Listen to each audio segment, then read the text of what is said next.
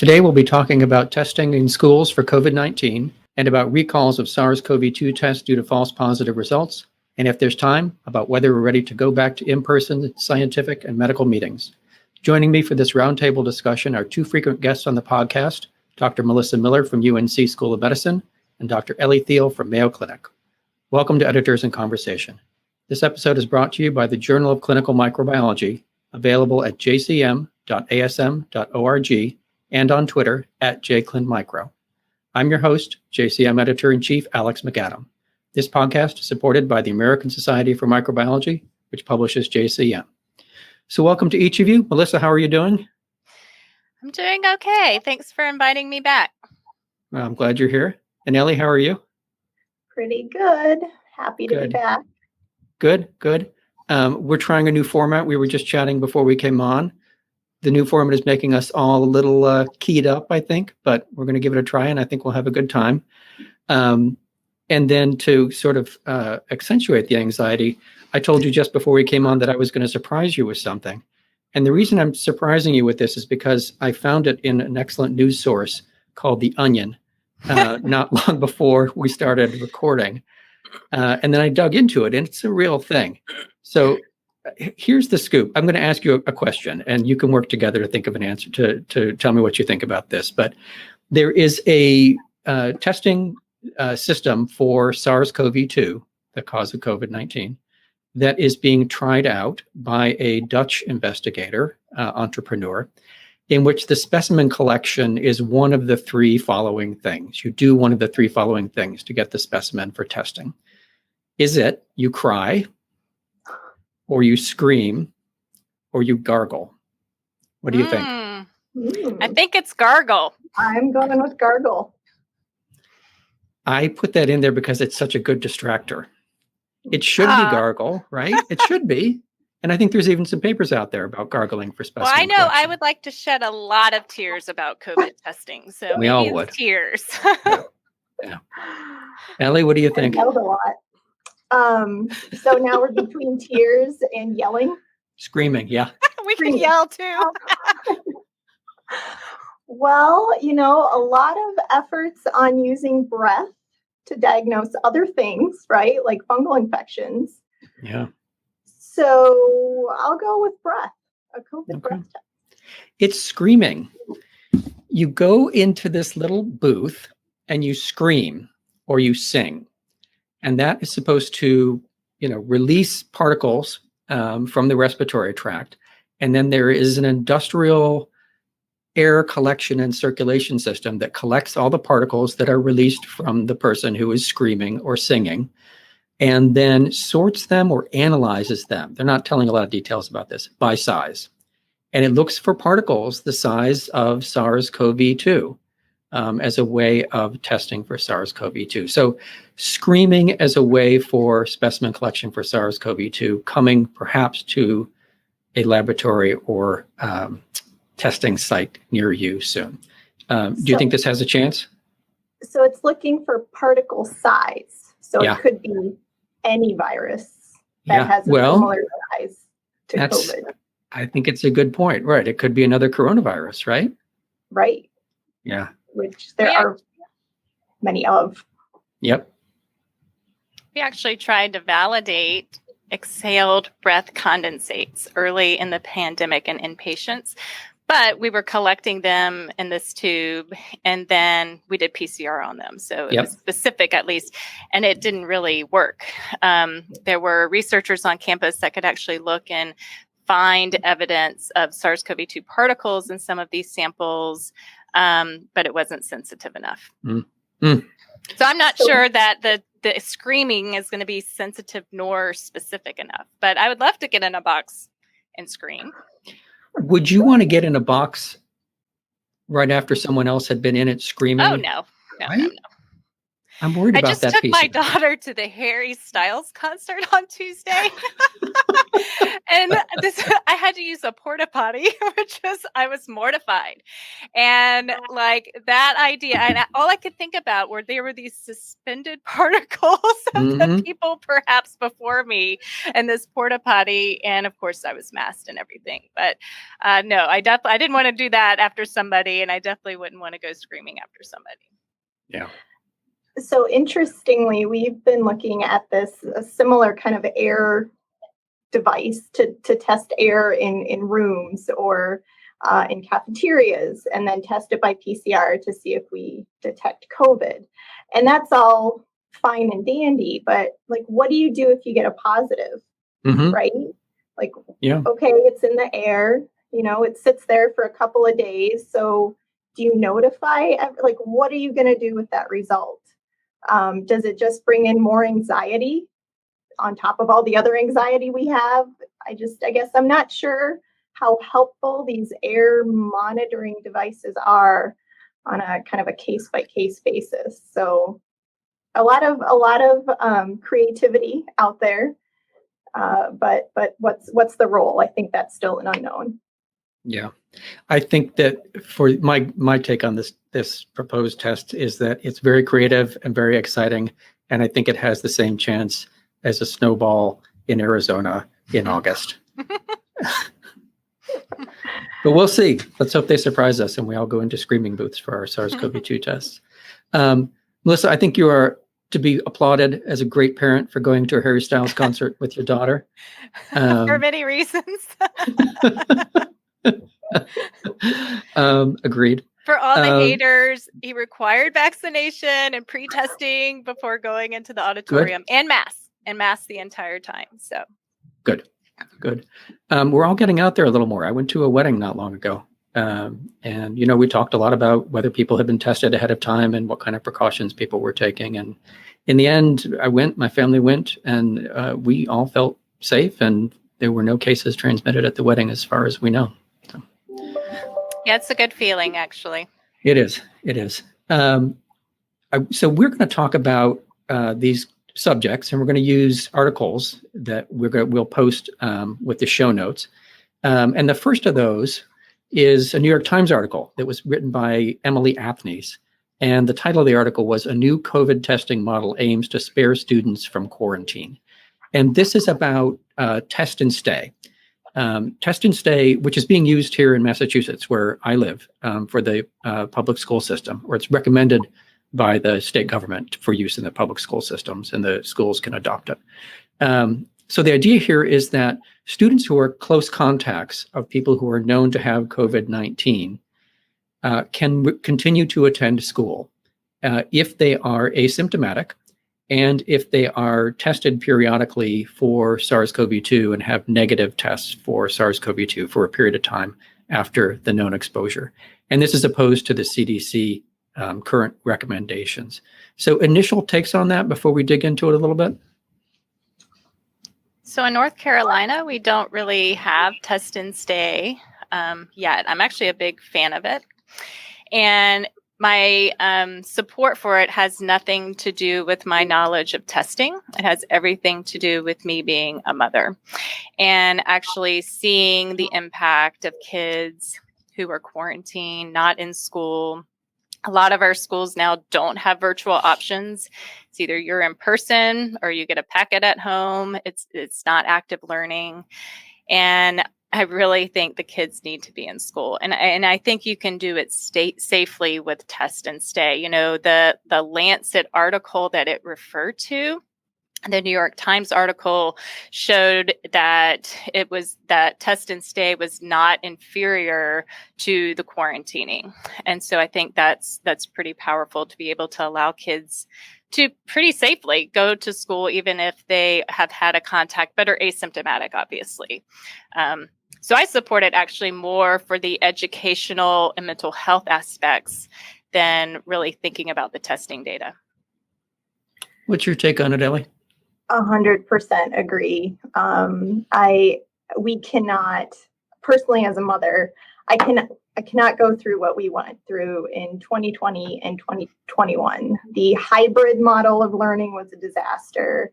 The just loss of interaction between, kids, young kids that were now, kind of struggling to reacclimate kids to kind of how to interact with other people.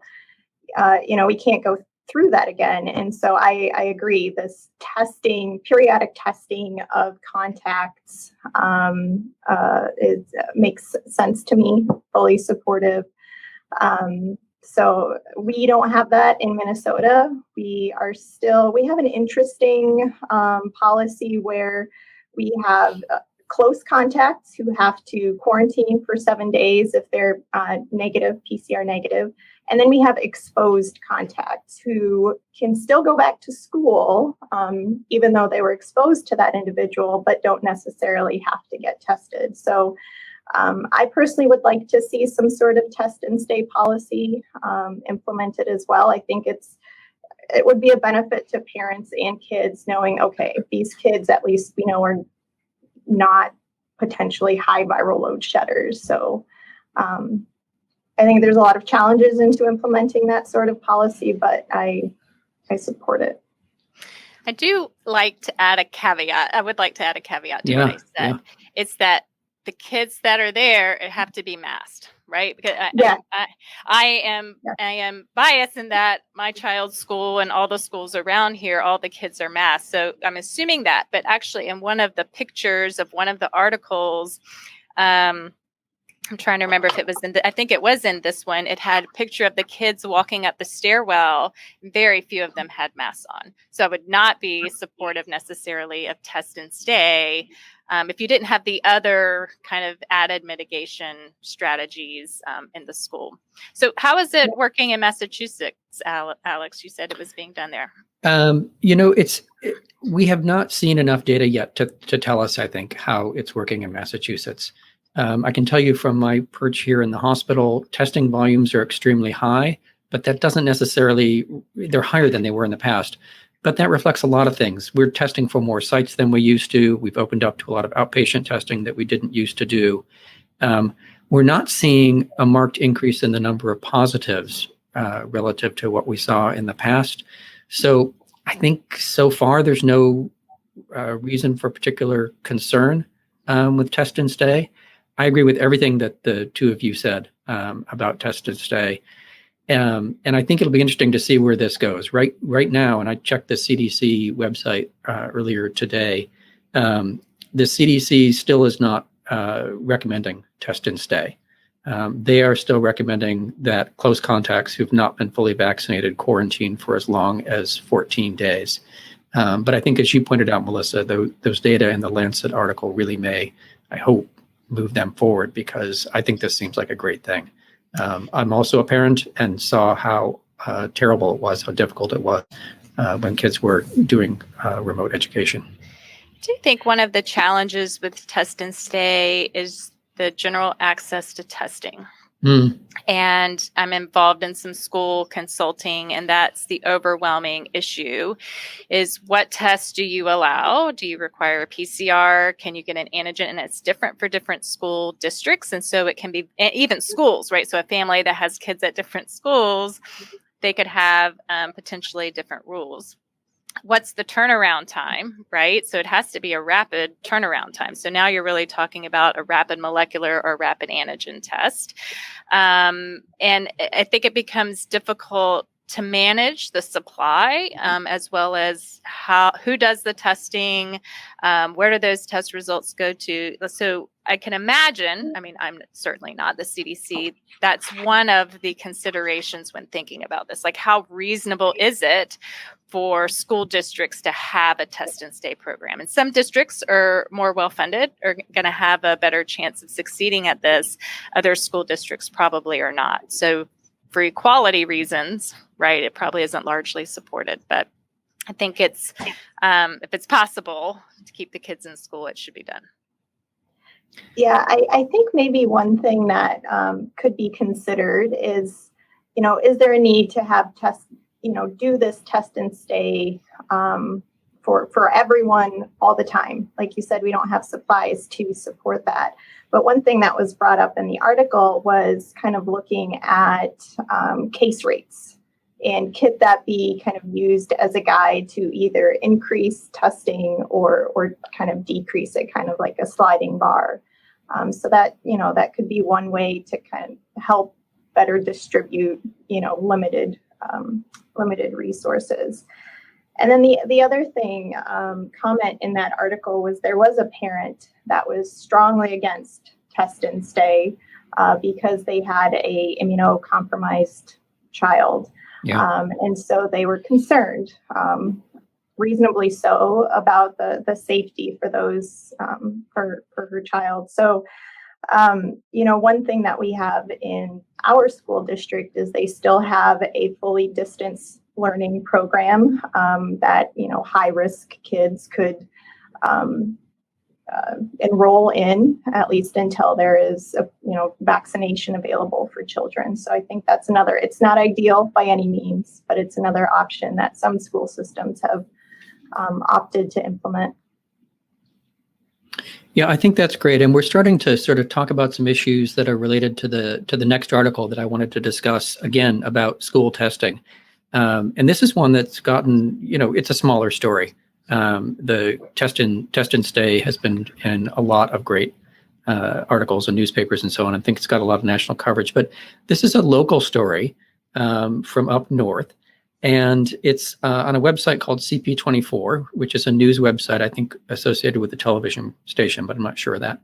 And it's by a writer called Chris Herholt. And the article is Toronto school parents set up DIY COVID-19 surveillance testing program. And it describes a small group of parents at a Ontario school who have made resources available for twice weekly testing for any child who attends that school. And they are getting kits, and we can talk about where those come from, and we should, and then assembling them into little packages for parents to pick up. And they're doing this at their kitchen tables. And parents can sign up and pick up enough tests to do 2 tests per week. And at the time the article was written, 200 families had signed up and more were signing up. I thought that the article was really good in that they recognized, and the program coordinator recognized, that this raises questions about equity. And I'll just read you a little quote from the program coordinator who said, quote, "We know that we have a certain amount of privilege to do this. There are probably communities where this would have a greater impact, but they may not have the capability to do this." And I know, Melissa, this is something you've thought about and worked on here in the U.S. a fair amount. Can you tell us a little bit about that before we kind of dive into this? In terms of equity of testing? Yeah, and availability of testing.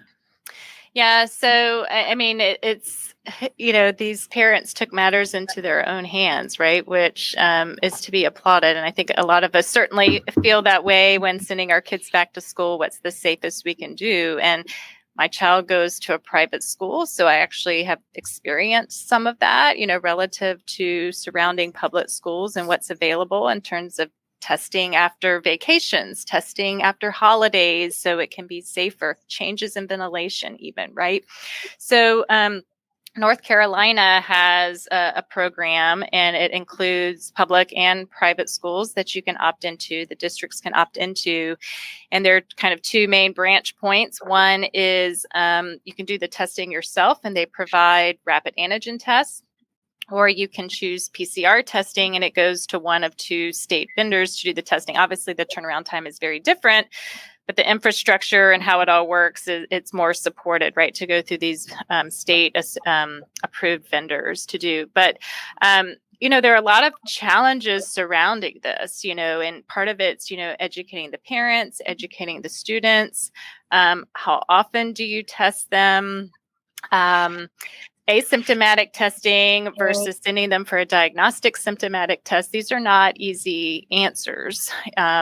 So I think every school district has struggled with this. And, as you mentioned, there are school districts without a doubt in this country that are left behind, right? They're left behind not only on testing, but of all the mitigation strategies that could be available to them. Yeah, I entirely agree. Ellie, what did you make of this article? So, my initial, when I first read the title, I was hit with the sense of sadness that this is the state that we have come to, where parents have to put together kits for testing of their kids. So, clearly a fall in the public health system and the government to kind of support this sort of effort. So I agree. I think it's commendable that they've taken action into their own arms or hands, but still a lot of questions. So the particular test they're using, for example, so how did they select the test, right? So this particular test that they're using actually was evaluated in kids in Europe somewhere, I believe, and sensitivity was less than 50% in symptomatic kids, tested less than, within 5 days of symptom onset. So, I think a lot of things have to be taken into consideration when you have parents putting together these kits, selecting these tests, deciding how frequently to test. So I think that it's great, but there's a lot of questions as to kind of how they put these programs together. I think it raises a very good point. As this kind of thing happens, people are going to need to know the facts. And, at least here again in Massachusetts, the state government has been very good about letting people know the facts whenever they roll out a new program. So we had pooled testing. We still have pooled testing in the public schools. And they were very good at explaining about what that meant exactly, so that if people wanted to opt into it, they knew what they were getting into. And I don't know the details of this particular program that's run by the parents, but it may be that people who are DIYing this don't necessarily have the tools or experience to know all the things that they need to communicate to people who may want to participate. The other thing I was confused on is what, DIY, like I hope their DIY process is better than mine, because my DIY projects usually end up not great. And these are test kits, right? So I'm not sure what they're putting together as a kit. They already come in a kit. So the paper sacks that we saw in the story were a little confusing to me. So my question was, do you even need to put together kits? Like they're already in kit format. So I guess I had the impression that the DIY part was the program. People can sign up, people will get kits, and then there's some kind of link to a hospital, right, where positives are reported and people can go and have a PCR test to follow up. You could see them taking tubes out and putting them in paper bags that are numbered 1, 2, 3. So, again, how that's all put together, I'd say would need some, I'd want to know some more details. Yeah. I mean, even very simple things that are a big part of our life, like specimen labeling and specimen tracking. We know that is incredibly difficult to do right. And so you wonder sort of how that's built in. I'm sorry, Melissa, what were you going to say? Oh, no, it was just, I was going to ask the both of you, if this is a test, let's give it the benefit of the doubt. You said it was 50% or less than 50% sensitive, I think. Is that better than nothing? Do you think it's adequate? Yeah. So, I kind of asked myself the same question. I think it's better than nothing, but I also feel like it might be giving some parents a false sense of security. So I think it would be important to note the limitations and make sure the users know that a negative may not ultimately mean negative.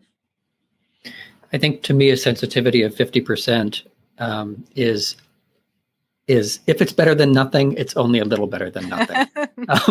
It's not good enough. But lots of the rapid tests have been shown to have sensitivities higher than that in symptomatic people, on the order of 80%, and when they're done incredibly compulsively, even higher than 80%.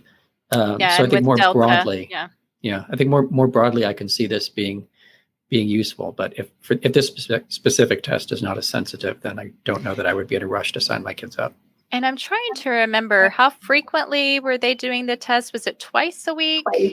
Twice a week. So I feel like if you have a sensitivity that low, you really are now locked into daily testing. Yeah. So I think you need a much higher sensitivity if you're going to go to twice a week. And I know some schools do like once a week screening. So yeah, I agree. Anything else we want to say about this, or should we go on to our next topic?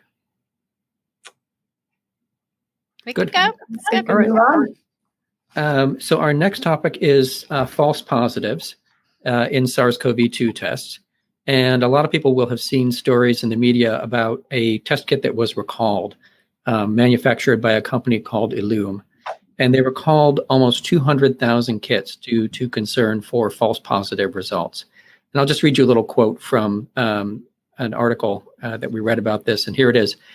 About 427,000 test kits, including some provided to the United States Department of Defense, were affected by the problem, Dr. Parsons said. Roughly half had already been used, he said, yielding about 42,000 positive results. As many as a quarter of those positives may have been inaccurate. Dr. Parsons is the founder and the CEO of the company Ellume, which manufactures these. So what do you make of this? What did you take away from this one? Well, I have fresh wounds from false positive dealings, even in our own lab. And it was a molecular EUA test, a test that many laboratories use. So it can happen to any test, right? And as I understand, and I know in the PCR-based test, that was just a class 1 recall. Last week, I believe, on that test finally came out. And as well as this rapid antigen test, they were both manufacturer issues. It wasn't like the way it was being used. There was something that changed in the manufacturing, or there was an instrumentation issue, for example, on the false positive PCRs. So it can happen with any test. So I think to say, oh, this is an issue with rapid antigen tests, we told you so, really isn't right, even though, Alex, you'll remember we did tell them so at some point. We wrote a white paper. We did. We had a white paper. We had an editorial in JCM. Yeah. About specificity and, on large scale, rapid antigen testing. And that was really more about the positive predictive value, more than kind of this blip in manufacturing. But this is a risk, right? These are emergency use authorized products. They're being produced on this massive scale, nothing like we've seen before. And we would say there's still not enough of them, right? It stands to reason things are going to happen. And it is a painful experience. And I have to say what we went through with our false positive issue here was as painful actually as the beginning of the pandemic for me. I definitely had some sleepless nights and a lot of work. So it's not an easy thing to work. There are implications, whether it's surveillance and kids, are kept out of school because of false positives, or, just the stress and the anxiety of dealing with it. They potentially expose their families, people who might be immunocompromised. Whole families sometimes have to be quarantined. In our case, it was diagnostic testing. So we had people whose surgeries were delayed, people who were referred to monoclonal antibody, somebody who had a baby whose husband couldn't be there. There are really significant impacts to these false positives, and as there are with false negatives, right? But I think this is not at all surprising to me. Yeah, I don't have much to add to what Melissa said. I kind of view these false positives as like a domino effect of awfulness. It's not just the patient that's tested that's being impacted, it's their families, they're going to school, their contacts. It's not a simple blip in the testing field. I would also like to say that, as laboratorians, we deal with false positives, false negatives, unfortunately.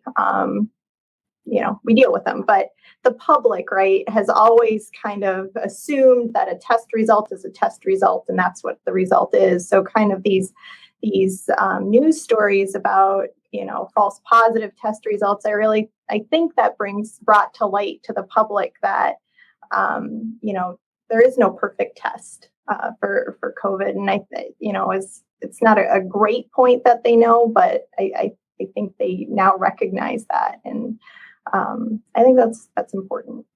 I think one of my worries was that, certain groups in the population would latch on to this, right? And, just like, reasons not to be vaccinated, reasons not to be tested, reasons not to trust, right? And I mean, even for us in our diagnostic test and what we were dealing with, I was worried about that, physicians calling me, surgeons calling me, not being able to trust, our lab anymore that came out of our lab. And to know what we're, that it was a function of the test and not necessarily of, somebody in the lab did something. So, so your point about the public and the perception of this, it's something I also have worried about. Alex, have you had any experiences of dealing with patients or physicians or situations of false positive COVID tests? We had some early on, where it didn't make sense. It didn't kind of fit the story, the patient story, and we had a positive result. And we never really got any kind of answer on those. They were extremely uncommon. There wasn't a group of them occurring together or anything like that. But I have to say, the psychology in laboratory medicine, I think, is we want to always be right, and we know we cannot always be right. So if we can't be right, we want people to anticipate that. We want to explain to them ahead of time how well the test is going to work. And with the SARS-CoV-2 PCRs, my answer has generally been, it's going to work extremely well. It's going to be great. Sensitivity is very high. Specificity is very high. So if you get a bunch of false positives, it's just, I feel for you, Melissa, because it must just be excruciating to have to kind of walk that back and explain to people how this can occur, and hear those stories about how difficult it is for people who get those false positive results. It's just, it goes against everything that's in our DNA. I mean, context is important, right? So I was particularly thoughtful of putting the numbers in relation to all the tests that we had done, right? Yeah. Our false positive rate in the end was still less than 0.5%, right? This particular article, and it's hard for me to tease out like exactly how many were manufactured in the same time, but it was like up to 25% of that particular batch or lot number or whatever sounded like it could be falsely positive. But I remembered, I've been seeing on Twitter, actually, Matt Beneker is one of the people who did this, where you can put Coke, and I think others had put coffee and some other things in rapid antigen tests, and you get a beautiful line, right? So it really brings to mind what all could go wrong to create a false positive test. Presumably, that's not what we're talking about here, but there are many things that could lead to it that we have no control over, Yeah, I wondered how those false positives happen with Coke and stuff like that. It seemed like it seemed like they were all mildly acidic. I don't know if that comes into it or not, but while we're talking about consequences of false positives, there was another story that got a lot of play, and this has some stuff in it that's funny, but I don't think it's very funny to the people it happened to. And this was what happened on the television program The View, which is a talk and news show. And two of the hosts on The View, Sunny Hostin and Anna Navarro, were pulled off the air on camera just before an interview with Vice President Harris. And the other hosts had to sort of fill in the time with an awkward Q&A with the audience while a remote interview with the Vice President was set up. And one of the two people affected by this, Ms. Hostin, said afterwards, "It really was uncomfortable for our results to be released publicly before I even knew what was going on." And she went on to say that her husband, who was a doctor, had to be pulled out of surgery as a precautionary measure when the news became known, and that her children were taken out of school. And she said all are safe afterwards. And in the follow-up to this, and we don't have the details, but in the follow-up to this, they were false positive results. So all of this hullabaloo on television, people's personal medical information being released on live TV and in the media, all turned out to be due to false positives. And I guess, I'm not sure there's a lot more to say about it, but it comes back to what you were talking about, Melissa, the fact that people are becoming aware that tests are imperfect. And that's just baked into it. And we need to know that going in when we're using rapid tests, PCRs, any type of test. Any other thoughts about that article? I'll be Whatever. honest, like the protected health information part of that really, really gets me. And it's something that I have felt throughout the pandemic has been in jeopardy, right? So the more testing that we do, and, there's employee testing, there's school community testing, it's going to classrooms and breaking down those tests. So then which pool of 6 kids was positive, right? They get pulled out and then they get an antigen test. This is how the system works in North Carolina.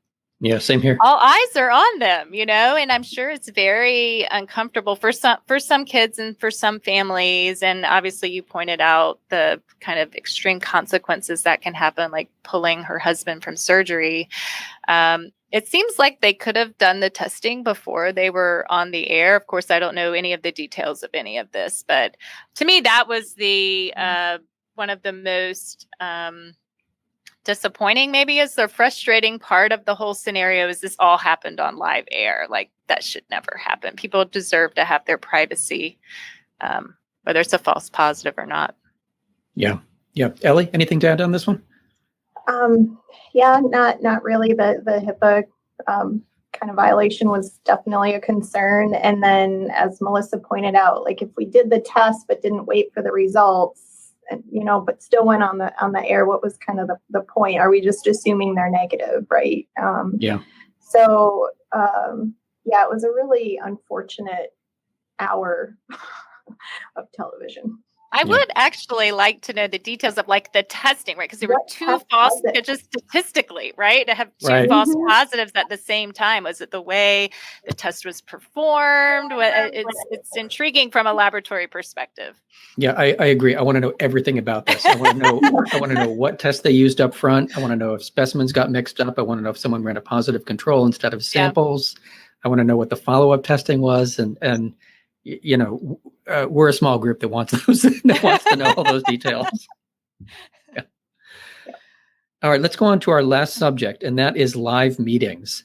Dr. Paul Sachs, who works right across the bridge from me over at Brigham and Women's Hospital, has a terrific blog, and he wrote a blog entry called "A Few Thoughts on Attending Virtual Meetings," about the problems with virtual meetings. Now, I recently, quote, attended a meeting that I particularly like, ID Week.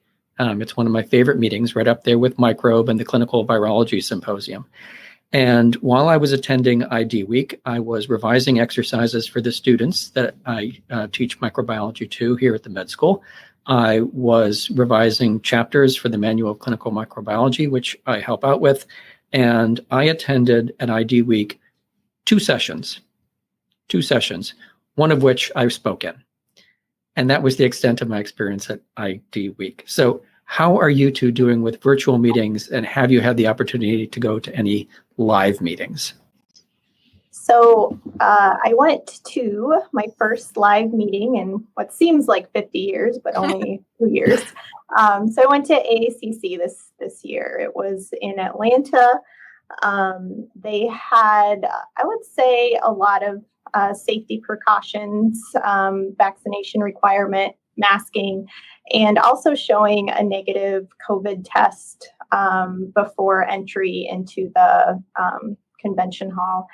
And, this was in late September. We're now October 20th, and I haven't heard about any COVID major outbreaks at the related to AACC. So I'd say it was successful in that sense.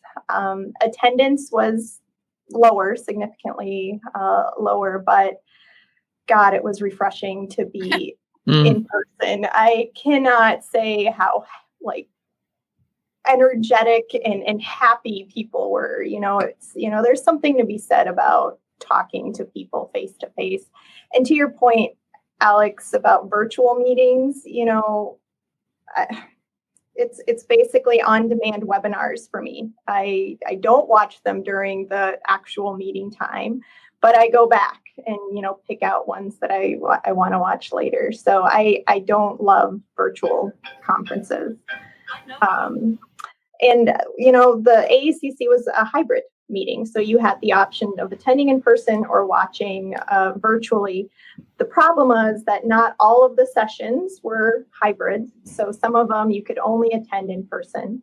And then, even though it's 2021 and we've all Zoomed for the last 2 years almost, there were problems, technical problems. The Q&A parts of hybrid meetings did not go well. There were hearing, projection issues, screen sharing issues. So the hybrid format, although great, and I support that in the future for sure, I think there's still kinks that would need to be worked out. Yeah, there are definitely technical issues to be ironed out. I didn't see it again because I wasn't able to go to many sessions at ID Week, but I heard that there were some difficulties there as well. How about you, Melissa? Are you ready to go back into the convention hall? I actually have mixed feelings about it. We're still on a travel moratorium, so I can't. Eventually, I'm sure that will get lifted at some point. I don't know the circumstances that it would require, but so I do appreciate meetings having a virtual option for those who either can't travel because of work, can't travel because they have susceptible family members and it's not worth the risk, but you can still participate in the conference. So I appreciate that aspect of it. But I know for the societies to put together a hybrid format has got to be challenging and expensive, right?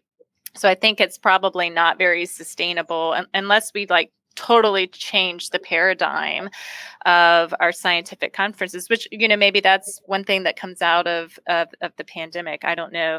I certainly appreciate the networking and seeing my colleagues and the hallway conversations that you have. That's certainly, and for our fellows, I think it's probably a bigger loss than some of us further in our field. Yep. So I think we definitely need to get back to in-person conferences at some level. But I mean, I do have a bit of anxiety about it. Again, yes, I went to the Harry Styles concert. That was a very big step for me and my family, right? And we're on day 8 so far. We're okay. So, I think with kind of the mitigation things you were talking about, with the test, showing a negative test, I'm not sure how all of that worked. It's doable. And of course, that was in the middle of Delta. So that's actually really impressive that that's a successful meeting. And I think kind of teaches us we can probably do this safely. Yeah. I am frankly just about desperate to go back to live meetings. I miss them so much. I really miss chatting with you two and with all of my other colleagues. I miss meeting the trainees who are coming up so that I can begin to watch their arc of their career. But despite the fact that I am missing it very much, I'm not quite sure I am ready to go back. When live meetings return, I'll have to think very carefully about the precautions around those meetings. But boy, I want to go back. I echo your challenges with attending the virtual meetings. And there have been a few, normally I go to ID Week. I actually did not register this year because like you, I thought, okay, maybe I'll get a couple sessions in, and I just didn't register. But for me, it was ECMID, right? So the 2 sessions I attended from beginning to end were ones that I was in, right? Yeah. And then I caught a few others on demand, but to be there and immersed and interacting, it's definitely different. But I would say through the last year, I have probably attended some meetings that I would have never gone to in person. And so there are some benefits, I think, if you can, just last week, I think was the PASCV fall meeting that they had. I've never been to a PASCV fall meeting.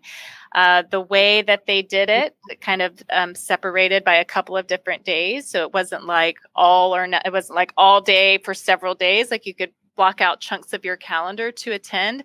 I actually attended every single talk from beginning to end, and it was really fantastic. So I think there are probably ways we can do it better if we have to be virtual. I saw that PASCV was happening, and I guess I just had remote meeting fatigue because I didn't look into it. But the way you're describing the schedule, it sounds like they may have kind of cracked the nut and figured out a good way to do a virtual meeting by breaking it up over time. And it was a very focused topic, which you can do, right? Yeah. One of the other challenges, though, I have with virtual meetings is the poster sessions, right? Like I really enjoy like in-person poster sessions where you talk to the individual. But I can't get the same amount out of a virtual poster session, which oftentimes is, just looking at the poster itself. And then likewise, the virtual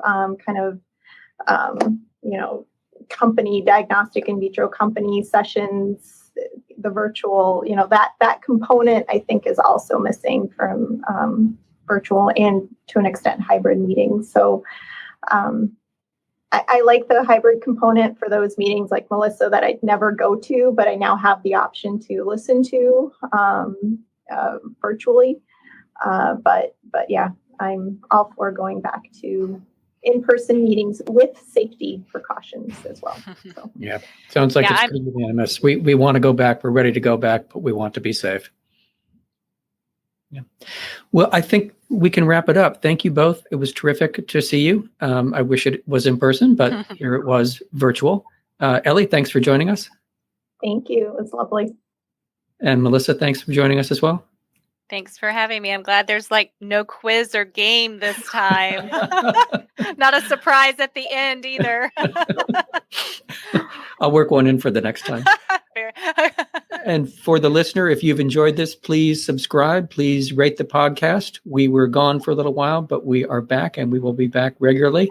And thank you very much for listening.